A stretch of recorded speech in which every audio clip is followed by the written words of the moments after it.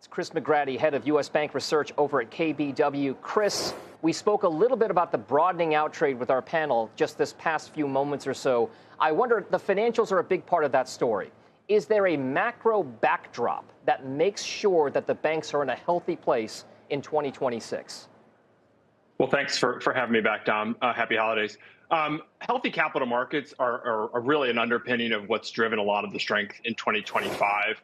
Your prior guest talked about credit spreads being tight. We think credit spreads are something to watch for 2026. But as you think about the dynamic and the setup for the banks, right, we're in a period of strong, solidly double-digit earnings growth, and we think that continues. If that continues, what exactly is the driver? I mean, there's a lot of them, but what are the primary drivers of why that bank trade continues to be healthy from a fundamental standpoint? Right. If you separate the performance of the banks, right, the largest banks are up 40% on average year to date. The smaller banks are up about 15%. So there's a 20 to 25% spread between the winners and the underperformers this year. For 2025, it's been about capital markets, M&A, trading, investment banking. Those numbers have been absolutely incredible. Volume's up 40%. If you think about 2026, for this trade to broaden, you need to see the yield curve remain steep, and it is.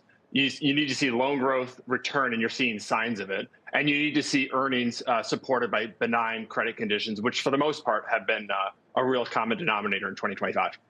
So those benign credit conditions are due in some part, maybe a large part, to what's happening with macro policy at the Fed.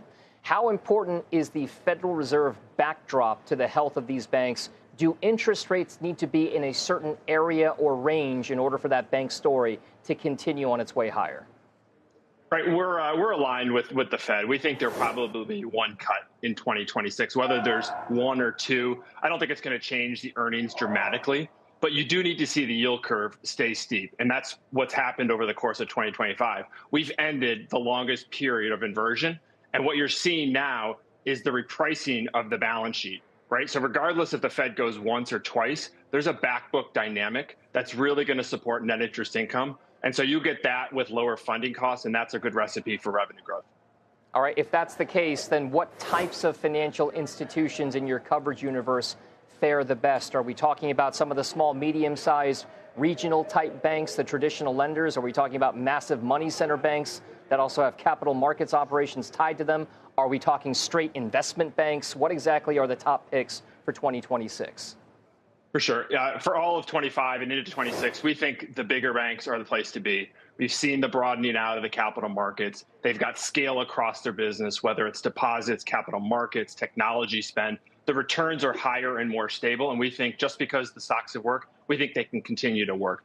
But we do see broadening out to the traditional banks. Two banks I'd give you here, Dom. KeyCorp and Citizens Financial. Both of these banks are taking the ROE from low double digit to mid to upper teens. And these stocks traded 10 times earnings. What we like about Key and Citizens, right, is the back book repricing, regardless if the Fed goes 0 or 1, 2 times. The revenue outlook is big. So we think those are two really interesting stocks. And the large caps, we still think Citi is one of the top picks. Yes, it's had a huge move this year, but it's only 1.2 times tangible book. They're levered to capital markets. They've got a really important capital investor day coming up in May. And we think Citi can continue to work. All right, and one final question before we let you go here. If you take a look at the way that those banks have performed, you mentioned before the kind of performance gap between those small and medium-sized banks versus the mega center, money center type banks. How much can we expect that gap to close in 2026?